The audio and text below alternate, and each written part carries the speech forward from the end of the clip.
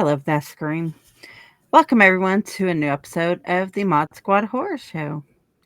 I'm your host, Harley, as always, joined by the wonderful Brandon. Hey. Oh, Felix. And we have the fabulous Felix joining us this week. So, Yo, Cholo. Okay, guys, go check out our sponsors this month. We have Straka Art. Guys, he is doing a 50% off all his Inktober stuff to clear out his sale for his Christmas horror that's coming. He just released a Grinch one. yeah, I've seen that. That's pretty tight. Yeah, it was awesome looking. Also, go check out Skullectomy by Jolt 7 Studios. Guys, Lisa's all around a wonderful person. Her skulls are one of a kind, and there's not any the same. Let them know the Mod Squad sent you. Also, we have shirts. This is our shirt of the month right here. It is our suicide awareness shirt. Guys, scan that QR code up there in the corner and you could get your shirt. Check that out. We're all getting better at it. Yeah, right here. Okay, guys, let's play our first trailer today. Let's do it. Sweet.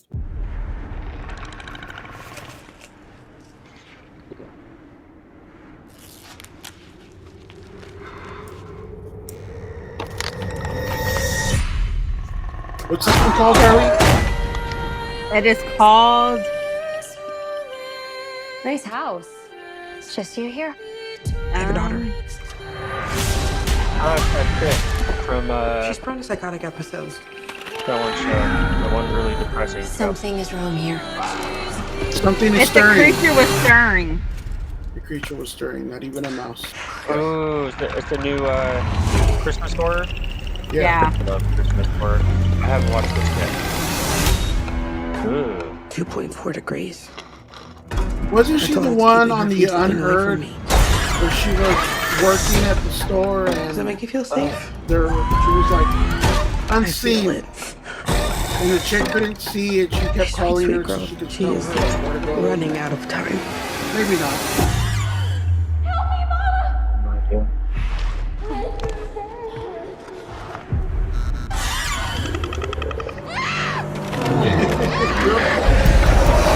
Yeah. Whatever's happening Oh, in this that house, was weird. you cannot pray it away. This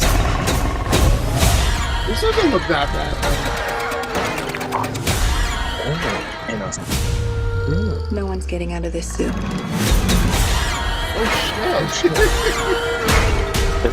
Admit your hand in this. You don't know what it's like to be a mother! Oh shit. Oh, wow. It's getting hers. No, a creature was stirring. Ooh. There's some cool shit. Yeah, that is Scout Taylor Compton. I thought it was. She played Laurie Strode in the Rob Zombie Halloween Oh, okay. remakes. Yeah. That looks bitchin'. I can't wait for that. Yeah, it doesn't look bad. Harley's like, I couldn't find looks anything hella good. fun. I'm like, that looks good. I hadn't seen that one. Dope. I wasn't too sure if it was, but I thought it was pretty good. Okay, let's go to We've showed some turds. That looks way better than some of the friggin' trailers we've showed. So absolutely. And no one fell asleep in it. It's true. I'm still awake. Okay, let's move on to our horror news. Five Nights at Freddy's movies record-breaking opening weekend box office numbers are in. Yeah. That was a big one. They did really good. Just for like the first day, they did 39.4 million. Yeah, considering day. that they released it simultaneously on Peacock, On Peacock, yeah. the fact that it did as well as it did in theaters is pretty awesome. I love when horror does that well at all. So, and for the first weekend in theater, they did 78 million. Yeah. Which what was the budget for that? Do we know? Don't Nowhere near remember. 78 million, I could tell you that. That movie Yeah, did Blumhouse pretty does this well. movie for dirt cheap. So that was really good. And like Brandon said, I can't imagine they spent more than 10 million on that. There's 15, no way. Yeah. And then the marketing too cost just as much as what that is, but they made their money, and I was shocked. And I'm then not gonna some. lie. I wanted it to work out for Matthew Lillard. I think I said it a couple weeks back. I'm like, I want this to work out for Matthew Lillard. Yeah, he's a cool guy. Keep him working, and I'm just glad that it did, and it was okay. I don't know nothing about it. Yeah, I don't know nothing about it. Now that we know the lore, we know what's to come. There's no more exposition or nothing. We know what's going on. Let's get to the kills. Yeah. My son was sitting there during the movie, and he's like, "This is what's going to happen next. This is going to happen next." I'm like, "Just stop." And then yesterday, it does follow the game, because I don't know nothing about the game. My kids, though. Because my son was saying he thought he knew what was going to happen, and he didn't. He was pleasantly surprised with the movie. He really, really enjoyed it because he played all the games. He's been obsessed with Five Nights at Freddy's for years. He's 14, and this was right up his alley. Yeah. Yeah. And then like he brings out these 3 Five Nights at Freddy's books, and he's like, "This one's going to be the next one, and then this is going to be the next one, and here's the last one." Yeah. I was like, "Okay." He's like, "Read them." The protagonist did sleep a little too much for me, but other than that, I want to say he was more asleep than awake in the movie. If you put all the scenes together, yeah. But I liked it for what it was. To be honest with you, I mean, it's good. It's good gateway horror for kids, and I will say that they pushed that PG-13 a couple of times. Like that body getting cut in half, and then with the shit like clamping into his side and shit towards the end. I was like, God damn, it was that little cupcake good. Little cupcake got some action there. Brandon, this question's for you. Willy's Wonderland or Five Nights at Freddy's? For me, Willy's Wonderland. Absolutely. I thought that one was a lot more fun for me. I could see why some people would prefer Five Nights at Freddy's over it, but I think Willy's Wonderland did a better job at making a Five Nights at Freddy's movie. Plus, I want to say it's that got up there too. My man Nick Cage in it. Yeah. Who doesn't say a word in the whole movie. I still say it's funny. The action's going on or whatever. Boom, break time. He just leaves them there to die or whatever. Goes, takes his break. And I took my kids to see that one when it came out too. That was a few years ago, so they were a little bit younger, and they absolutely loved that one too. They said the same thing. They were like, "That's a Five Nights at Freddy's movie." Only it's Willy's Wonderland. We all got the shirts. I bought us all the Willy's Wonderland shirts, and we love that. Like, do you know the actual the little Chica was one of their daughters, and then like the cupcake was her dog that followed her everywhere? Oh, okay. I didn't. That's pretty cool. Now that I know that. Yeah.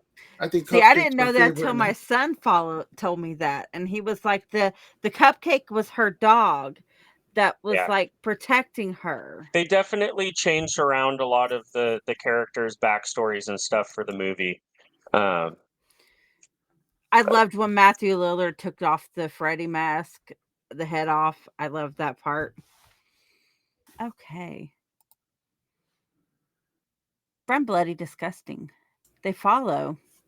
David Robert Mitchell's directing It Follows sequel starring Micaiah Monroe. I really enjoyed It Follows. I'm glad they're doing a sequel. It definitely deserves a sequel, and I think it's pretty clever, the They Follow title. Yeah, there was some pretty gnarly scenes in the original. It was plenty spooky. So I'm I was pleasantly surprised when I heard about it. I'm like, it sounds silly, the premise. Well, but absolutely. It was awesome. Yes. Ghost STD, basically. Yeah. A haunted STD. Yeah. I actually have a picture they did it in a way for where you guys. it didn't come across as silly. It didn't Yeah. at all. Boom. It's everywhere. There you go. It's everywhere. It's spreading. See, this is why. Wrap it up. You guys need to wrap them up. Kids out there watching, wrap that shit up. Sensory warning here for those. Yeah. STD ghosts are a thing. Yep, wrap that shit up. From Bloody Disgusting, Late Night with the Devil, David Dastmalchian. Starring supernatural thriller acquired by Shudder and IFC. There's actually a poster on it too. Show the poster. Yeah, I'm pretty stoked about it, honestly. It looks cool. It looks like it's got like a 1970s setting. Yeah, see, that's a bitchin' poster. Yeah. It says David Dastmalchian stars as the host of a late night talk show that descends into a nightmare. He stars as Jack Delroy, the charismatic host of Night Owls, and the film traces the ill-fated taping of a live Halloween special plagued by a demonic presence. And this is a Shudder exclusive, which I'm stoked about because Shudder has been putting out some really good shit lately. Yeah. So I'm looking forward to this one. It's gonna be good, I think.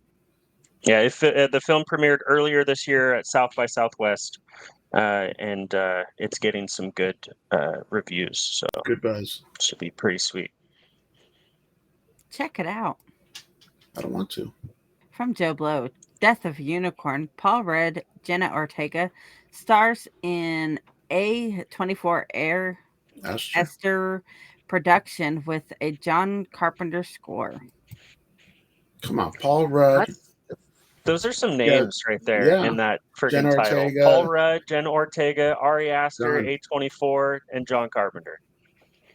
Especially with Jenna Ortega doing all the stuff that she's coming off of here recently. She's becoming she's quite a name. She's definitely a hot commodity. But she's going to be the next Scream John Carpenter. Watch. John Carpenter doing the score on it. That's what gets me excited. Yeah. So from what I read, I guess him and his daughter, who's Jenna Ortega, they bump into they're driving somewhere to kill a unicorn. They take the unicorn to some dude and he like tries to, with the mystical powers or whatever, and shenanigans happen after that. Shenanigans happen. Shenanigans happen. When one kills a unicorn. So, I mean, it's got names, and it's A24 doing it. It's got names. Yeah. Yeah. And Paul Rudd. Who doesn't love Paul Rudd? Exactly. There's people out there that don't love Paul Rudd, but I don't trust those people. I don't believe it. They're just saying it for attention. Yeah, pretty much. Okay, let's play our second trailer. Here we go. What's this one?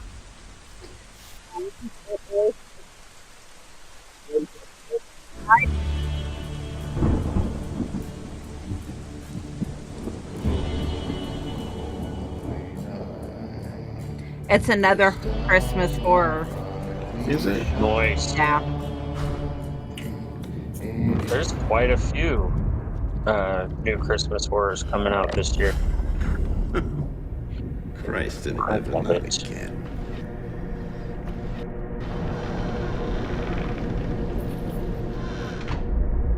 Night of the Missing. Ooh, the gallows was decent. What's this all about? She asked for you. That's all I know. Seems like you've had yourself quite the night from the looks of you. I'm here to report a missing person. So many. Have you found any of them? Some of them disappear without a trace. Vanished.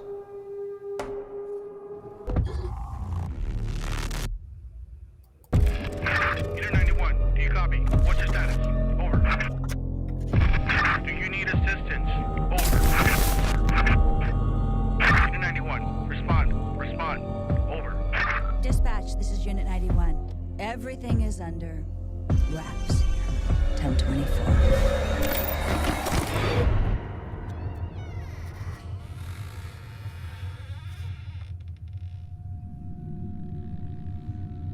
No, that's not creepy, not at all. I was just gonna say that. Oh yeah, let's just stand there. That's enough! Get out of here! You enjoyed it! It seems low budget, but yeah, it's definitely low budget. So with bloody disgusting and screen box involved, it's definitely going to be a lower budget kind of B but it horror. looks like it's taking itself seriously though, which is always good.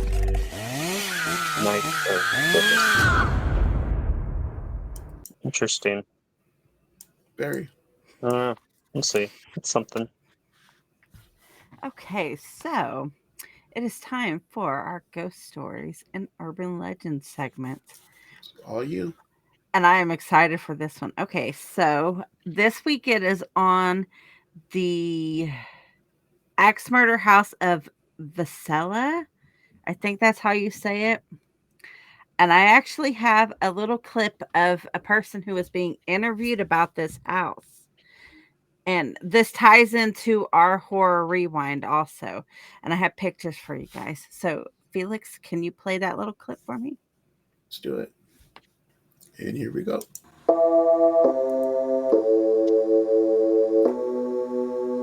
Well, in 1912, there was 8 people murdered in this house with an axe, and the murder's never been solved. It's one of the largest unsolved crimes in this part of the United States. Stillinger, who lived south of town, a large family, Joe Stillinger, and his 2 daughters, that week had come in here to a Bible school at the Presbyterian Church, and the Moore family was also children were attending that Bible school. The Stillinger girls had decided they wanted to stay in town with the Moore family. No, and it's not. Joe Moore This called is in out Illinois. the Stillinger farm and talked to Edith, I think it was, one of the older sisters, and asked her if it'd be all right if Lena and Ina stayed all night with them. And they said sure, because they didn't really care about them coming the dirt road home, and it rained a little, and if the river was out, it'd be kind of dangerous for the children to come home. So they agreed to it. And that Sunday night, I think somebody crept into the house and hid in the attic. And when the Moores came home and they all got kind of bedded down, I think the person crept out of the attic and probably killed JB first, and he was killed with the sharp edge of the axe. And of course, I think JB was killed with one blow. And Sarah woke up and hollered, "Lord, no, please no," because Mrs. Landis to the south said she was awakened by that call. And anyway, I think they probably took the blunt side and hit her. I was going to say, how did they hear? Maybe thinking just to quiet her or something. But I think either the killer went into a frenzy or what, I'm not sure. But it was a very gruesome crime. The executor of the house in 1914, Ross Moore, put a sign on the house that if you'd agreed to either rent or buy the house, you could live in it for 6 months free rent.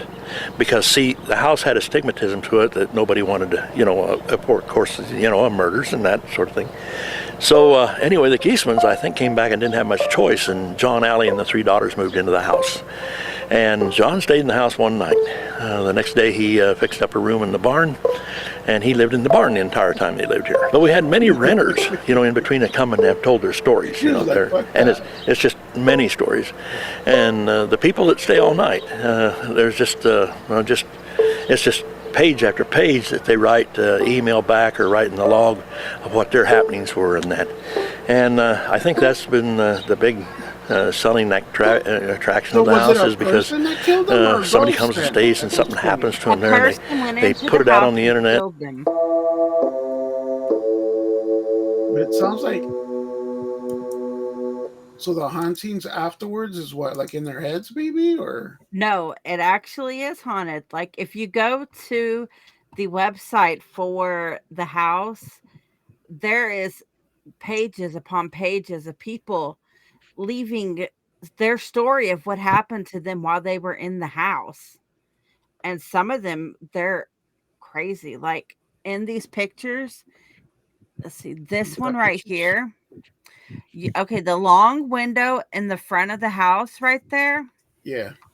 They said you could see a woman standing in that window all the time. And as you're going through the house to tour it, you hear little kids running through the house. at nighttime, you could, if you're in the house, you could hear the woman scream, "Oh God, please no." This is the original family, the woman and her husband. And they had, remember, the guy said it was a Bible study. So they had extra kids at the house, that like 4 extra kids that stayed the night that night. Because it was 6 children and 2 adults who died in this house. There's 4 in the family there, so they had 4 more kids there. That's crazy. So the person was living in their attic, and they never knew. Yeah, the person, well, he wasn't living in there. He broke into the house while they were sleeping, while they were gone. And then when they came in at night, when they came in to go to sleep, he came out and murdered them all.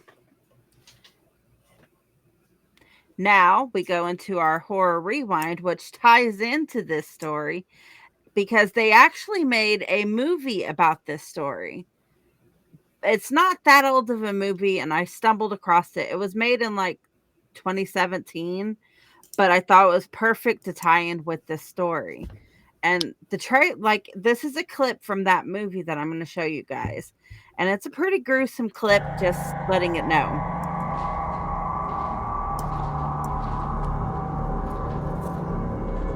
And again, this is a movie based off of what happened. Yeah. Dude's a little creepy looking. Yeah.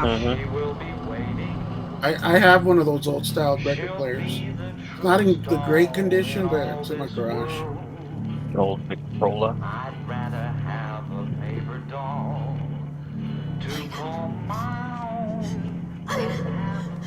When was this movie released? In 2017.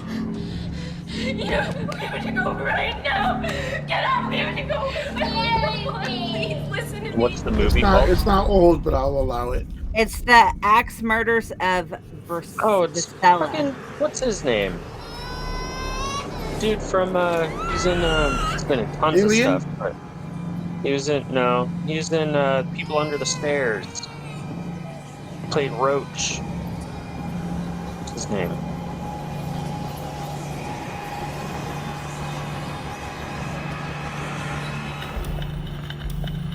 John Wayland. He's a great character actor. I don't leave me. You need to get out of here right now. Lord has delivered you unto me, and I will take him from thee. Yeah. That's crazy. Fucking killed 6 kids, man. 6 kids and 2 adults. Damn. Yeah, it looks pretty good. I'm gonna have to check that out. Yeah, I didn't even know they made a movie of it. What was it called, the movie? The Axe Murder of Vicella. If you look up the Iowa Axe Murders, that movie comes up. And like, I didn't know anything about this until the news station on Halloween, they posted this little clip about it being one of the most haunted houses in Iowa. And I was like, ooh, that piqued my interest. And so I started doing research on it. And like, I went to the website of Villisca. Yeah. Yeah. I went to the website and I looked at what people were saying and I was like, wow. And like, there was a whole bunch of other interviews that they've done with other people. And one lady said that the bodies were so decomposed.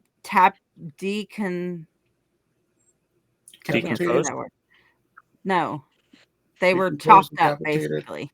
Decapitated. They were so decapitated.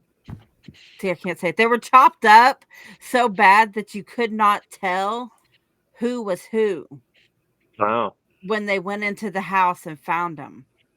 That's crazy. So like, those 6 kids and those 2 adults still haunt that house because if you die a horrible death, you're not gonna leave. Over. And so they're still haunted the house. And you could hear the kids screaming at night and you could hear screaming at the house at night and walking around and everything. Man. Yeah. And they actually have a horror museum of this house now. Cool. The house is a horror. So we're going to go check that out then. In Iowa. Next In time I'm going Iowa. through Iowa, I'll be sure to stop and check it out. Maybe they just made all that up so people can go to Iowa. Yeah, it's a tourist attraction. Well, to it is Iowa. an unsolved crime, so. Okay, guys, so our question of the day. Okay, so my question for you guys. You're home alone, but you hear footsteps in your house. What do you do? What are we doing? Where are we at? Are we in the shower? Are we You're home alone, doing whatever you're doing, and you hear footsteps. I will get my gun and I will investigate and find out who the fuck is walking around in my house. Especially after hearing this story. I would probably grab one of my silent machetes by probably already leaving, because that one's probably the least valuable one, and walk out there with my machete. Okay, well, that is it. I would clear each room and hope for somebody that's ready to find out. To meet their maker. Yeah. Okay, well, that is it for this episode of the Mod Squad Horror Show, guys. Go check out our community. This is where we hang out and have giveaways, and you could communicate with us. Go scan that QR code right there. Also, it's already gone. We have a shirt. This is our shirt of the month, guys. Scan that QR code over here in the corner and get that shirt. Also, go check out Back to the Retro Review, the Daily Dank, the last podcast you'd want, and all of our other shows you're watching. The horror show, go check out the movie show, the gaming show, and we go live every Saturday night with a giveaway. For Brandon, Felix, myself, and the entire Mod Squad, see you in your nightmares. See ya. Hey, thanks for watching that episode. If you want more, tune into this video right here. They want to tune into a better episode. Check this one out right here. No, this one's better. Don't listen to him.